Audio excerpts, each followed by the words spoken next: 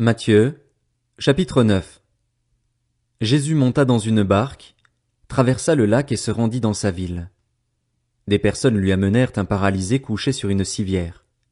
Voyant leur foi, Jésus dit au paralysé, « Prends courage, mon enfant, tes péchés te sont pardonnés. » Alors, quelques spécialistes de la loi se dirent en eux-mêmes, « Cet homme blasphème. » Mais Jésus connaissait leurs pensées. Il dit, « Pourquoi avez-vous de mauvaises pensées en vous-même? En effet, qu'est-ce qui est le plus facile à dire? Tes péchés te sont pardonnés? Ou lève-toi et marche? Afin que vous sachiez que le Fils de l'homme a sur la terre le pouvoir de pardonner les péchés, lève-toi, dit-il alors au paralysé, prends ta civière et retourne chez toi. L'homme se leva et rentra chez lui. Quand la foule vit cela, elle fut émerveillée et célébra la gloire de Dieu qui a donné un tel pouvoir aux hommes. Jésus partit de là. En passant, il vit un homme assis au bureau des taxes et qui s'appelait Matthieu. Il lui dit, « Suis-moi. » Cet homme se leva et le suivit. Comme Jésus était à table dans la maison, beaucoup de collecteurs d'impôts et de pécheurs vinrent se mettre à table avec lui et avec ses disciples. Les pharisiens virent cela et dirent à ses disciples, « Pourquoi votre maître mange-t-il avec les collecteurs d'impôts et les pécheurs? » Mais Jésus, qui avait entendu, leur dit, « Ce ne sont pas les bien portants qui ont besoin de médecins, mais les malades.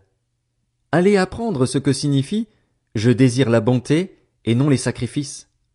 En effet, je ne suis pas venu appeler des justes, mais des pécheurs, à changer d'attitude. » Alors les disciples de Jean vinrent vers Jésus et dirent, « Pourquoi nous et les pharisiens jeûnons-nous, souvent, tandis que tes disciples ne jeûnent pas? » Jésus leur répondit, « Les invités à la noce peuvent-ils être tristes tant que le marié est avec eux?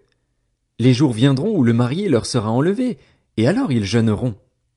Personne ne coud un morceau de tissu neuf sur un vieil habit, car la pièce ajoutée arrache une partie de l'habit et la déchirure devient pire.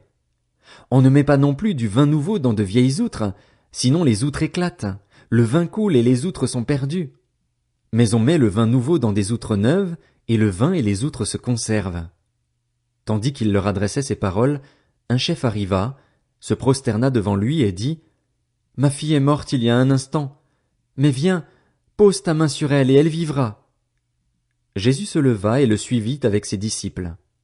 C'est alors qu'une femme qui souffrait d'hémorragie depuis 12 ans s'approcha par derrière et toucha le bord de son vêtement, car elle se disait, « Si je peux seulement toucher son vêtement, je serai guérie. » Jésus se retourna et dit en la voyant, « Prends courage, ma fille, ta foi t'a sauvée. » Et cette femme fut guérie dès ce moment. Lorsque Jésus fut arrivé à la maison du chef, il vit les joueurs de flûte et la foule bruyante. Il leur dit, « Retirez-vous, car la jeune fille n'est pas morte, mais elle dort. » Et il se moquait de lui. Quand la foule eut été renvoyée, il entra, prit la main de la jeune fille, et la jeune fille se leva. Cette nouvelle se propagea dans toute la région. Quand Jésus partit de là, il fut suivi par 2 aveugles qui criaient, « Aie pitié de nous, fils de David !» Lorsqu'il fut arrivé à la maison, les aveugles s'approchèrent de lui et Jésus leur dit, « Croyez-vous que je puisse faire cela? »« Oui, Seigneur, » lui répondirent-ils. Alors il toucha leurs yeux en disant, « Soyez traités conformément à votre foi. » Et leurs yeux s'ouvrirent.